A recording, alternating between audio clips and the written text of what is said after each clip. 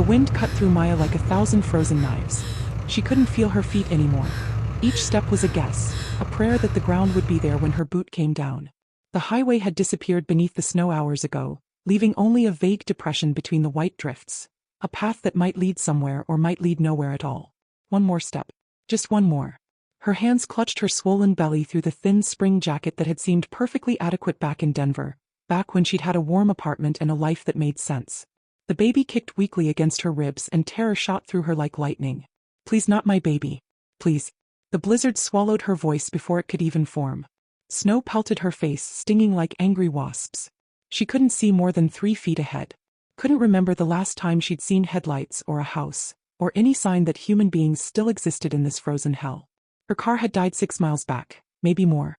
The engine had coughed, shuddered, and gone silent, leaving her stranded on this forgotten mountain road in Colorado.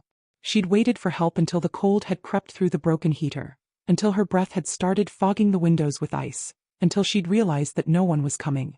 No one even knew she was here. Derek's voice echoed in her memory, cold and final. Get out, Maya. We're done here.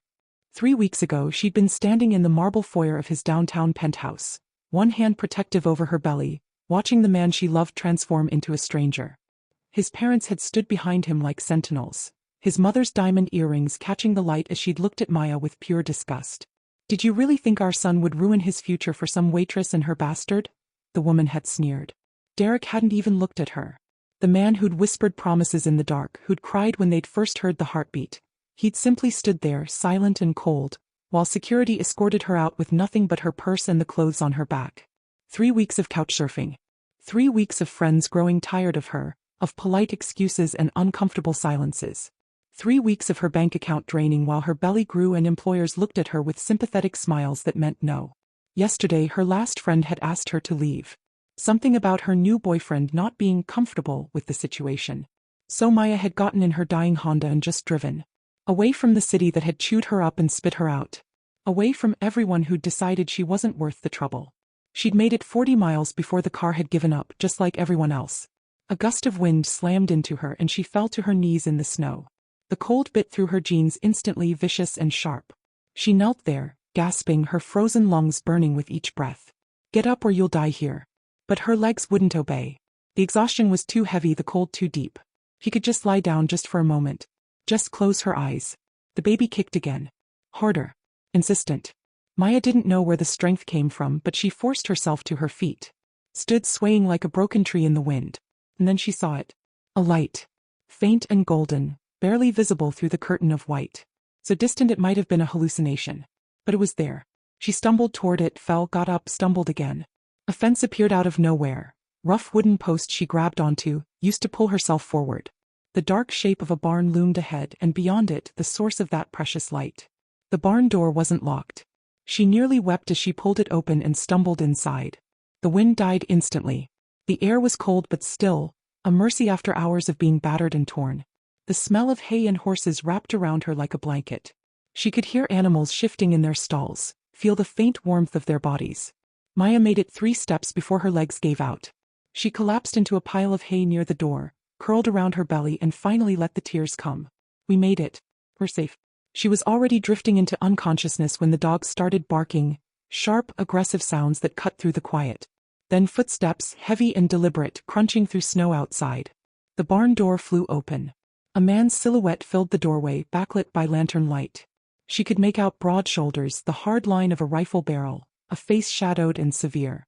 The lantern swung toward her, and the light caught her curled form in the hay, a pregnant woman, half-frozen, barely conscious. The man went absolutely still. Then, in a voice rough as gravel and used to gentleness, "Jesus Christ." The rifle lowered. And Maya's world went dark. He didn't reach for her. That was the first thing. The thing her body had already braced for. The grip, the impatient hand closing around her wrist or her arm or the back of her coat.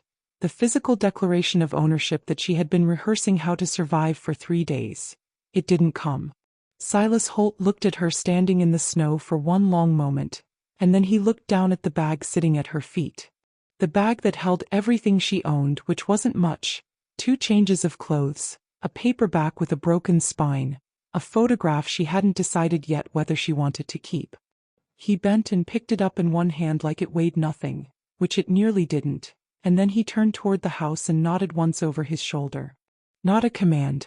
Not quite. It was the gesture of a man who was used to doing things alone and had not yet remembered how to do them with words. Elara followed him because there was a blizzard at her back and because she had no other options, and she told herself that was the only reason. The house was farther from the gate than she'd expected, hidden by the pines and the dark and the curtaining snow. It announced itself gradually. First a warm amber glow bleeding through the trees, then the shape of a porch, then the whole structure, which was large and low and built from dark timber that looked like it had grown there rather than been constructed. It had the solidity of something that had decided not to be moved by anything the mountain could manage. He held the door open. She stepped inside and stopped. The warmth hit her first. A full, encompassing warmth, the kind that comes from a real fire rather than a forced air vent, the kind that reaches into the cold that has settled into your bones and begins the slow work of persuading it to leave. Then the smell. Cedar and wood smoke and something underneath those things that she didn't have a word for immediately, and then she found it. The smell of a clean house. Of surfaces that had been tended to. Of order maintained not for appearances but out of some private, personal standard she didn't yet understand. It was not a dungeon. The main room had a stone fireplace that took up most of the far wall, and the fire in it was substantial, built by someone who took fires seriously. The floors were wide plank wood, dark with age and smooth with use. There were bookshelves. There were actual bookshelves, floor to ceiling on either side of the fireplace, packed without decoration but with purpose. A wool blanket was folded over the arm of a large chair near the hearth. A single lamp on a side table threw a circle of warm yellow light. It looked like a place where someone lived. Really lived, alone and deliberately and without apology. Elara didn't know what she'd imagined. Chains, some hysterical part of her brain suggested helpfully. A dirt floor. The kind of darkness that confirmed everything she'd feared. Not this. Not bookshelves. Silas moved through the room without showing her any of it, which meant he saw nothing remarkable in it, and led her down a short hallway to a door on the right. He pushed it open and stepped back so she could enter first. The room was small and plain and had a window that looked into the pines. A bed with a quilt. A wooden dresser. A hook on the wall for coats. He set her bag on the dresser and then stood in the doorway for a moment, and she watched him reach out and touch the door handle from the inside, drawing her attention to it deliberately, the way a person directs attention without speaking, and she followed his gesture to the hardware. A bolt lock. Heavy. Mounted at eye level on the inside of the door. She realized. The wood around the screws was lighter than the surrounding surface. Recently installed. She stared at it for a long moment and then looked at him. He met her eyes briefly, and something passed across his expression that was too controlled to name, and then he pulled the door shut behind him as he left. She heard his footsteps move back down the hallway. She heard nothing after that. Elara stood in the center of the small room for a full minute without moving. Then she crossed to the door and threw the bolt. The click of it was the best sound she'd heard in 3 days. She sat on the edge of the bed and pressed her palms against her knees and breathed. The quilt beneath her was heavy and soft and smelled like cedar too, like the whole house exhaled the same quiet scent. 17 minutes later, a knock. 2 beats, unhurried. Then silence again. She waited. Then she slid the bolt and opened the door 2 inches. A tray on the floor. A deep bowl of stew, thick, dark, with root vegetables and what smelled like rosemary, and 2 slices of heavy bread and a glass of water and nothing else. He brought it inside. She locked the door again. She ate like someone who hadn't been remembered in a long time. When the bowl was empty, she sat with her back against the headboard in the lamplight and the warmth, and she cried quietly and with some confusion, because she had built a very specific room in her mind to survive what was coming, and whatever this was didn't fit inside it. She had expected hell. The lock was on her side of the door. She woke to gray light and silence, and it took her 4 full seconds to remember where she was. The ceiling above her was rough-hewn timber. The quilt was still wrapped around her. She'd fallen asleep on top of the covers with her coat still on and her boots beside the bed, positioned for emergency, angled toward the door. The lamp had burned out sometime in the night. The room was cold but not unbearable, and beyond the window the storm was still conducting itself with great conviction against the glass. She lay still and listened. Nothing moved in the house. She had not been disturbed. Not once, not at all in the whole long dark of the night. She had woken twice in a cold sweat from dreams she couldn't hold on to after opening her eyes, and both times the bolt had still been thrown and the house had been quiet around her, and both times she had lain there in the stillness feeling something she couldn't immediately name until she recognized it as the unfamiliar physical sensation of being safe while sleeping. She didn't trust it yet, but she noted it. Elara unlocked the door slowly and moved through the hallway in her socked feet, trailing one hand along the wall. The main room was empty and still warm, the fire banked low but breathing. She stood in the center of the room for a moment, listening, and then she moved to the window beside the bookshelves and looked out into the gray and white morning. He was in the yard. There was a splitting block 30 feet from the house and a cord of unsplit timber stacked beside it, and Silas Holt was working through it with a methodical, unhurried intensity that suggested he had been at it for some time before she'd woken. The blizzard had gentled overnight to a steady falling snow, thick and directionless, and it gathered on his shoulders and the dark canvas of his coat without him acknowledging it.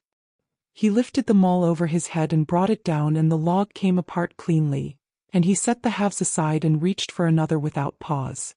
She watched him longer than she intended to. In the gray daylight the scarring was more visible than it had been in the blizzard and the dark. It covered the full left side of his face and disappeared below his collar, and she understood distantly that what she could see was only the portion the cold weather left exposed. But she was watching, and so she saw something she hadn't been prepared to see, that he moved well.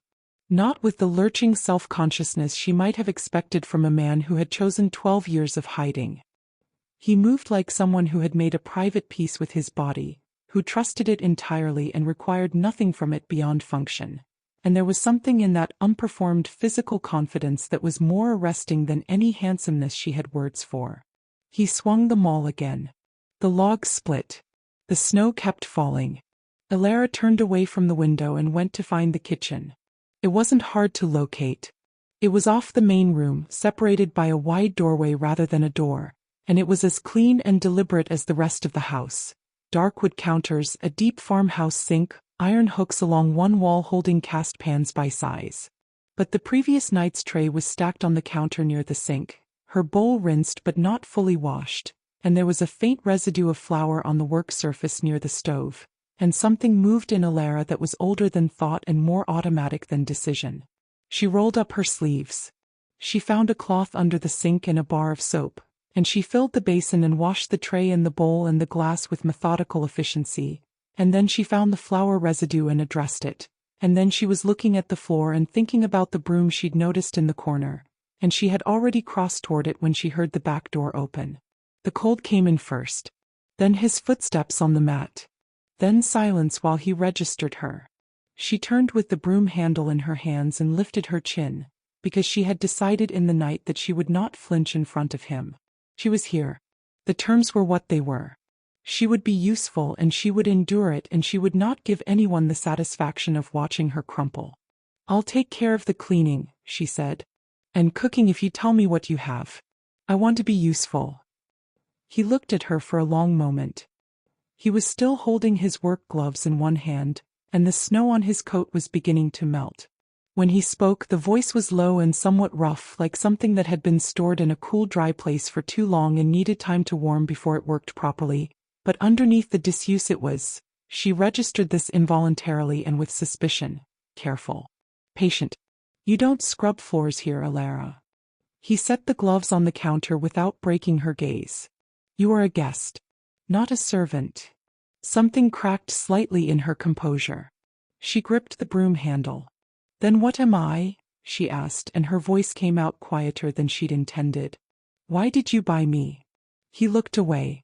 Out the window over the sink, where the snow was still falling on the stacked wood and the empty yard. Something moved across his expression. Not guilt exactly, but something adjacent to it. Something that had weight. "I didn't buy you," he said quietly. He picked up his gloves and moved toward the hallway, and at the doorway he stopped without turning around. "I paid for your freedom." A pause, brief and complete. "There's a difference." He left her standing in the kitchen with the broom in her hands and the water cooling in the sink, and that sentence rearranging everything she thought she understood about why she was there. If you are enjoying this journey of redemption and unexpected love, please take a moment to support the channel. Just click the subscribe button and the like icon. It truly means the world to us. Thank you for listening. She found him on the kitchen floor.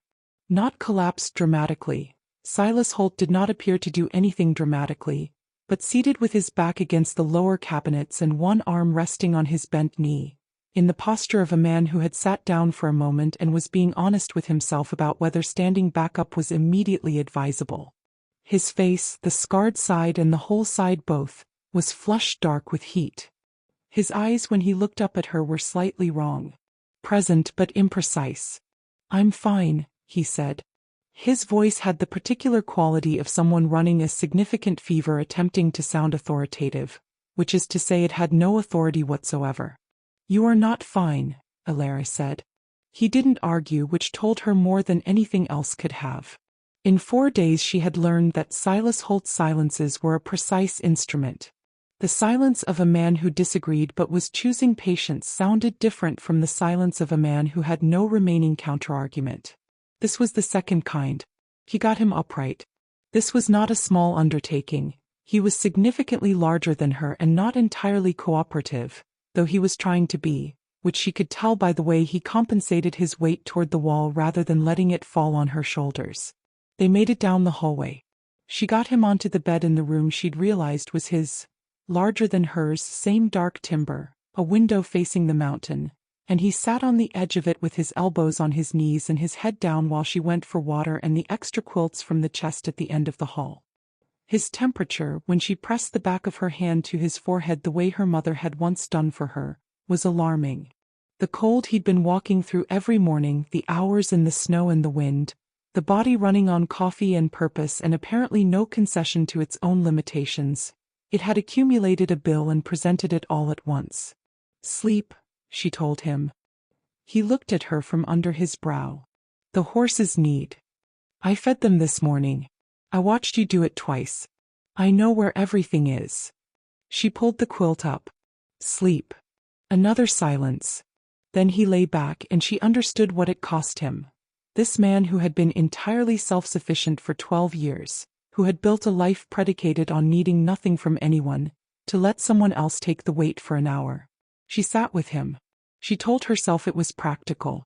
Someone needed to monitor the fever, to change the cold cloth on his forehead when it warmed, to keep the fire fed in the room so the temperature didn't drop while he was already fighting his own. These were logical, functional reasons. She catalogued them carefully. She sat with him for 7 hours. The fever peaked somewhere in the late afternoon, and that was when the muttering started. Not continuous, broken fragments surfacing and submerging like things caught in a current, the kind of half-formed speech that belongs to no audience and carries no performance in it. Just the unguarded interior of a man whose defenses had been temporarily dismantled by illness. She wrung the cloth out and replaced it and tried not to listen. She listened. Too much light in this house now. Pause. Breathing. Doesn't know what she does to a room. She went very still. Let her go in spring. His brow furrowed against something. When the snow melts, he should go. Find someone her own age. Someone who doesn't. He stopped. His head moved slightly on the pillow. Can't keep something like that. Like keeping a bird in a barn. Wrong place. Wrong kind of life. Elara set the cloth down on the nightstand. She sat in the wooden chair beside his bed with her hands folded in her lap, and she looked at his face. The full landscape of it, the scarred and the unguarded and the exhausted, and she felt something in her chest perform a slow and irrevocable movement, like a door that had been closed for a long time swinging open on its own weight. He was planning to let her go. He had been planning it since before she arrived, probably. Had installed the lock on her door. Had fed her. Had not touched her. Had told her she was a guest and meant it in the deepest sense. Temporary, protected, free to leave. He had purchased her freedom from her father not to acquire her but to return her to herself. And now he was lying here in a fever muttering about birds and barns and spring thaws. And Elara understood with sudden complete clarity that she was in love with a man who was already engineering her escape from him.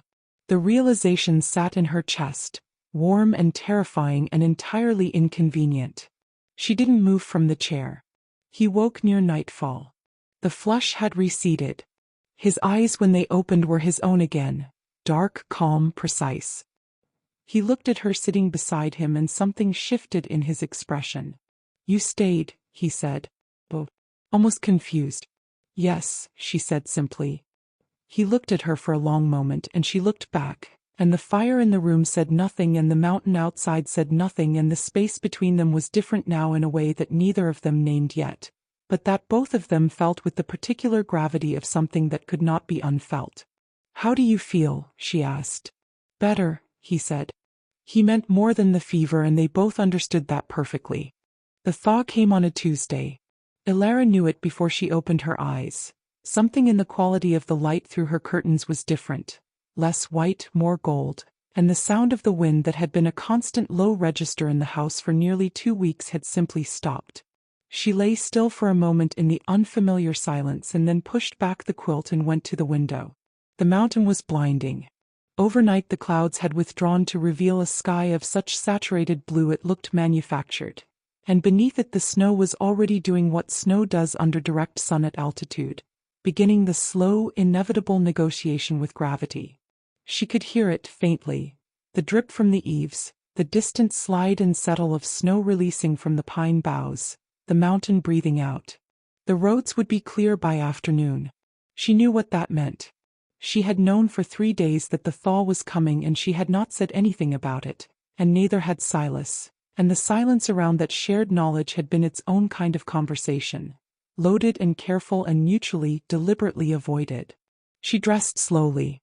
He was already in the kitchen when she came downstairs.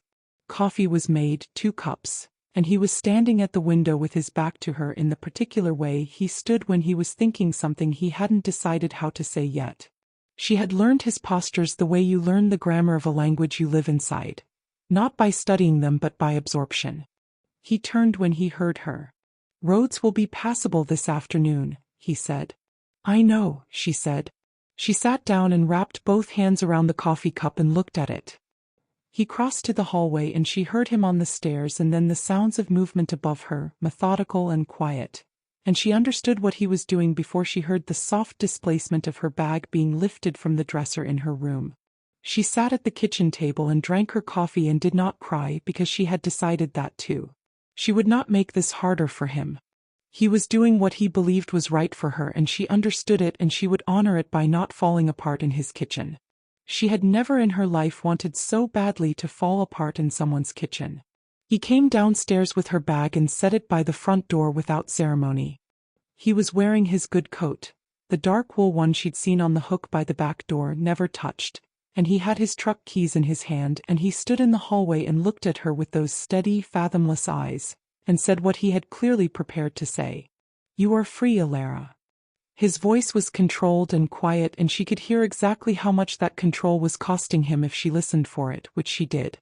"I'll drive you to the station in Ridgeline. There's a train to the city at 4. He paused. "I've written down an address. A women's advocacy organization. They can help you find work, housing. Get settled without," another pause, "without needing to rely on anyone." She stood up from the table.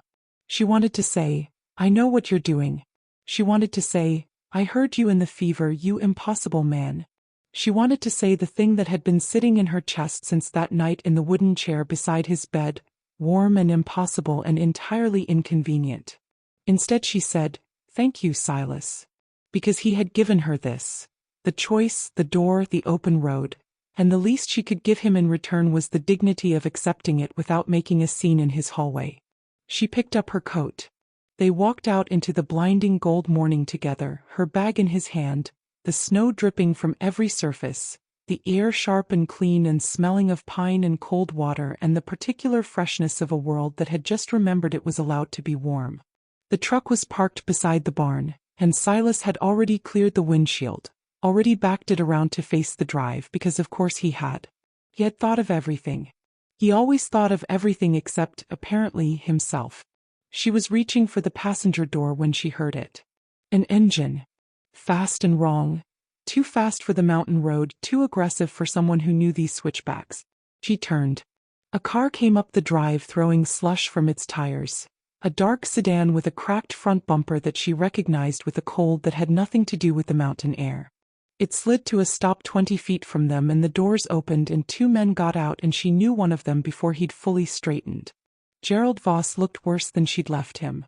3 weeks of whatever he'd spent the money on had sharpened his face in the wrong directions, and beside him stood a man she didn't recognize, compact and pale, with the particular affectless expression of someone professionally comfortable with making people uncomfortable. He had a folder tucked under one arm. Her father looked at her. Then at Silas. Then at the house behind them, taking its measure with the quick acquisitive calculation she had watched him apply to everything his whole life. He smiled the smile she had never once trusted.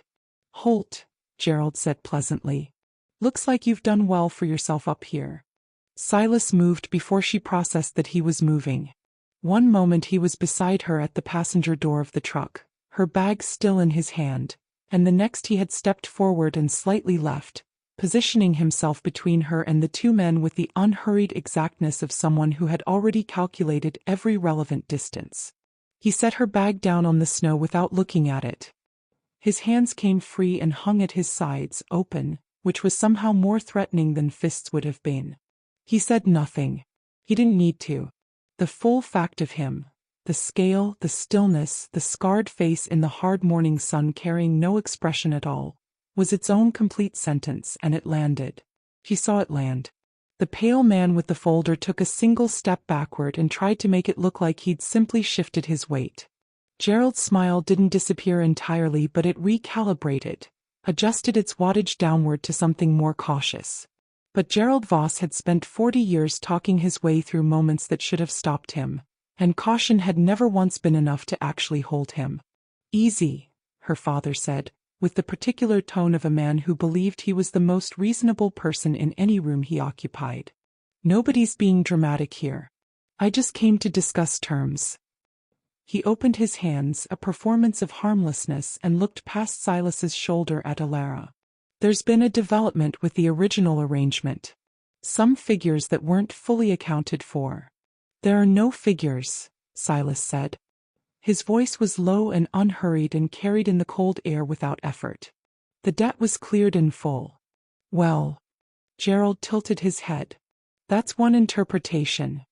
The pale man opened the folder and produced a paper that he held up without advancing, as though he were very aware of the geometry of the situation and preferred to remain outside certain distances. "Secondary liens," he said in a voice that had been trained to sound official. "Accrued interest on the original principal predating the settlement. Legally the asset." "She is not an asset," Silas said. Not loudly. Not with the performed rage of someone trying to frighten. He said it the way he said most things, with the quiet conviction of a man who had no distance at all between what he believed and what he said. Gerald laughed. The laugh of a man deploying laughter as a tool, a way of diminishing the person he was directing it at. He stepped to his right, angling around Silas's left side with the casual confidence of someone who had spent a lifetime reading large men as slow. "Elara, sweetheart," he said in the voice he used when he wanted something. "Let's not make this into something ugly. Come on and we'll." He reached for her arm. What happened next was not violent. Elara understood that specifically afterward when she turned it over in her mind, that Silas had made a precise and deliberate choice in that moment, and the choice was this. He did not hit her father. He did not throw him. He simply closed his right hand around the front of Gerald's coat, just below the collar, and straightened his arm, and Gerald Voss left the ground by approximately 2 inches, and the folder the pale man was holding fell into the slush because the pale man had taken 4 rapid steps backward and was no longer maintaining his grip on anything. Gerald's face did something she had never seen it do before. It went afraid. Genuinely, immediately, involuntarily afraid. Not the performative nervousness of a man recalculating odds, but the older animal response. The one that bypasses calculation entirely and simply announces you are in the presence of something that could end you. Silas looked up at him. The scarred face in the full mountain sun, the dark eyes carrying nothing but absolute seriousness. She is not property. Each word its own complete unit. Unhurried. Irrevocable. She is under my protection. You will not touch her. You will not contact her. You will not come back up this road. He paused. Do you understand what I'm telling you? It was not a question. Gerald made a sound that was not words. Silas. Her own voice surprised her. It came out clear and certain, and she felt it coming from somewhere below her sternum, from the place where the decision had already been made before she'd consciously made it, the place that had been made up since the night she sat in the wooden chair and listened to a fevered man murmur about birds and barns and letting things go. She crossed the distance between herself and Silas, and she took hold of his arm. His free arm, the left one, her fingers wrapping around the hard muscle of his forearm. And she stood beside him and faced her father and the pale man and the dark sedan and the cracked bumper and every single thing they represented about the life she had come from. Get out, she said. I am staying. Gerald looked at her. Something moved across his face. She would like to report it was shame, but she had never once seen shame on her father's face, and she wouldn't invent it now. It was closer to recalculation. To recognizing a deal that had closed. Silas lowered him back to the ground and released his coat and stepped back, not in retreat but in dismissal, the way you turn away from something that no longer requires attention. Gerald smoothed his coat. He looked at the pale man. Some silent communication passed between them, of the kind that happens between people accustomed to retreating together gracefully. They got in the car. They drove down the mountain. Elara stood in the melting snow with her hand still on Silas's arm and listened to the engine fade until there was nothing left but the drip from the eaves and the sound of her own breathing and the enormous quiet of a mountain that had just witnessed something settle. She didn't let go of his arm. He didn't move away. The sedan's engine faded into the mountain silence and kept fading until there was nothing left of it at all. Not even an echo, just the clean dripping world and the blue sky and the snow releasing itself in slow increments from every surface. And then Silas stepped away from her. Not quickly. Not with drama. Just the careful, deliberate withdrawal of a man putting distance between himself and something he didn't trust himself near. He picked up her bag from the snow. He turned it in his hands once, checking for wet. And then he set it on the hood of the truck and stood with his back partially to her and his hands braced on the metal and his head down, and she could see the tension in his shoulders from where she stood, the particular held quality of a large man making himself very still because stillness is the only thing between him and something he won't permit. You should get in the truck, he said. Silas. I'll take you to the station. His voice was controlled in the way it had been in the hallway earlier, that careful architecture of composure. But there was something different in it now, rougher at the edges, less certain of its own foundations. The 4 o'clock train still runs. You can be in the city before dark. Elara looked at him, at the broad set of his shoulders and the hands flat on the truck hood and the snow melting around his boots, and she thought about a man who had installed a lock on a door before she arrived. A man who had left food on a floor and walked away. A man who had lain in a fever and worried about birds and barns. A man who, 30 seconds ago, had lifted her father off the ground and chosen, specifically, deliberately chosen, not to do anything worse than frighten him, because frightening him was enough and enough was the boundary, and Silas Holt was a man who understood where his own lines were and did not cross them. You're ashamed, she said. His shoulders shifted. Not a confirmation. Not a denial. I lost my temper, he said quietly. You saw what I'm capable of. I saw you protect me without hurting anyone. She took a step toward him. I saw you make a choice. Elara. He said her name like a warning. You've been here 2 weeks. You don't know what You talk about yourself, she said, like you're something that needs to be kept away from people. Another step. Like the scars go all the way through. He turned then. She'd pushed something and he turned, and his expression was open in a way she hadn't seen before. Not the controlled blankness, not the careful patience, but something underneath all of that, raw and unguarded and slightly desperate. The face of a man who had held a particular story about himself for so long it had become structural, load-bearing, and she was standing here with her hands attempting to dismantle it, and he didn't know what would be left if she succeeded. I am not a good prospect for, he began. I'm not asking about prospects. She stopped 2 feet from him. I'm not asking about the future or the train or the city. She held his gaze. I'm asking you to stop trying to save me from something I don't want to be saved from. You're 20 years old, he said. The words had the quality of a last defense. You have your whole. Don't, she said softly. Don't tell me what I have. You don't know yet what I have. Neither do I. A beat. But I know what I've had for the last 2 weeks. I know what it felt like to wake up safe. I know what it felt like to be fed and sheltered and spoken to like my presence mattered. Her voice held. She had promised herself it would hold. I know what it felt like to sit beside someone in the dark and not be afraid of them. He looked at her. Something was happening in his expression that she didn't have a full vocabulary for yet. A slow yielding like ground that has been frozen for a very long time beginning, against its own expectations to thaw. Silas, she said. You are the safest man I have ever known. She lifted her hand. She watched him track the movement of it, the slight tension that moved through him, the old reflex, the waiting for something that had trained him to wait, and she brought her fingers to the left side of his face, to the scarred terrain of it, the healed and silvered skin, and she felt him go absolutely still beneath her touch the way a wild thing goes still, not in submission but in a kind of suspended disbelief, as though stillness might preserve the moment from ending. She leaned up and she pressed her lips to his cheek, to the scar along his jaw, to the corner of his mouth where the old damage had pulled the skin slightly and left its permanent record of what he had survived. She felt him exhale.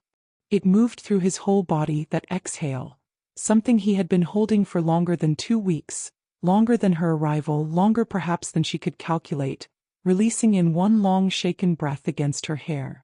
Then she turned her face up and kissed his mouth. For one suspended moment he didn't move. The blinding blue sky above them and the dripping mountain and the whole bright melting world just stopped and held its breath. Then Silas Holt put his hands, those careful, enormous, deliberate hands, on either side of her face as though she were something he still couldn't entirely believe was real, and he kissed her back with the full and devastating sincerity of a man who had forgotten he was allowed to want things and had just been reminded without warning. She felt tears on her face and wasn't certain whose they were. When they finally broke apart, he kept his forehead against hers, his eyes closed, his breathing uneven in a way she had never once heard from him, and she stayed inside the shelter of his hands and waited. I thought, he said, barely above a whisper, rough and wrecked and entirely unguarded, I thought I came to pay a debt. She waited. He opened his eyes. He looked at her from a distance of 2 inches with an expression she understood she would spend a long time learning the full dimensions of. I didn't know, he said, that what I was paying for. He stopped. His thumb moved against her cheek, tentative and wondering. I thought I was settling an account. His voice broke slightly on the last word and recovered. I found an angel instead. She didn't answer him with words. She brought her hands up to cover his, where they cradled her face, and she held them there, and the mountain dripped and shone around them both, and the truck sat with her bag on its hood going nowhere, and the 4 o'clock train would run without her. She was exactly where she had chosen to be. 1 year later there were flowers in the window boxes. Elara had planted them in late April. Small, stubborn alpine blooms in yellow and white that had no business surviving at this altitude and had apparently not been informed of that fact. They'd come up anyway, crowding the boxes she'd built from scrap timber in the barn, spilling over the dark wood of the sills in cheerful defiance of everything the mountain had previously established about what was allowed to grow here. She'd stood back and looked at them the morning they first opened and felt something in her chest expand to match. Silas had looked at them for a long moment when he came around from the barn that morning, and then he'd looked at her, and the expression on his face had been the one she'd spent a year learning to read, the one that lived underneath everything else, the deep and slightly wondering thing that surfaced when the world delivered him something he still wasn't entirely accustomed to believing he deserved. They're crooked, he'd said. They're perfect, she'd said. He'd smiled. A full one, unhurried, reaching all the way to his eyes and crossing without hesitation over the scarred side of his face, and she had thought, as she thought every time she saw it because it never became ordinary, that it was the most beautiful thing on the mountain. He smiled more now. That was the thing she noticed most acutely if she let herself stand back and look at the year as a whole. the slow, incremental return of something that had been absent so long he'd forgotten it belonged to him. It came back the way the flowers had come up, stubbornly in defiance of established conditions, small at first and then crowding the available space until it was simply part of the landscape. She heard him laughing from the kitchen. Genuine laughter, full and unguarded, the kind that can't be performed. She'd learned the difference immediately, because Silas was constitutionally incapable of performing anything. He was in the kitchen with the radio on, something she'd started 6 months ago and he'd initially regarded with the tolerant skepticism he applied to most of her additions to the house's atmosphere, and she could hear him laughing at something the morning host had said, and the sound of it moved through the walls of the house and settled in her chest like the fire settled warmth into a cold room. She was sitting on the porch steps in the early morning light with a cup of tea going warm between her palms when he came out. He sat beside her, his shoulder against hers, solid and familiar, the contact he'd been tentative about for the first months and had gradually, as trust became structural rather than deliberate, stopped being tentative about at all. He took her tea without asking and drank from it and handed it back, and she let him because she had long since stopped keeping things separate from him that she wanted to share. They looked at the mountains together. The high peaks still held their snow even in summer, white caps above the tree line against a sky that in July turned a blue so saturated it looked like a second landscape above the first. The ranch below them was green and working and alive, the paddocks repaired, the fence line she'd watched him walk every morning now walked together, the barn with its new south-facing window that let the afternoon light in because she'd asked him if it could and he'd put it in the following weekend without another word about it. She set the tea down on the step. She took his hand and placed it flat against her stomach, over the light fabric of her shirt, and held it there. He went very still. She watched his face. This was the thing she had wanted to see more than anything. This specific moment, this expression, his face when the world delivered something so far beyond what he had permitted himself to imagine that the usual architecture of his composure simply had no applicable response. His hand spread slightly beneath hers. Present. Certain. Elara, he said. Her name in his voice, in that register, the one that came from somewhere structural. Spring, she said quietly. The doctor in Ridgeline confirmed it yesterday.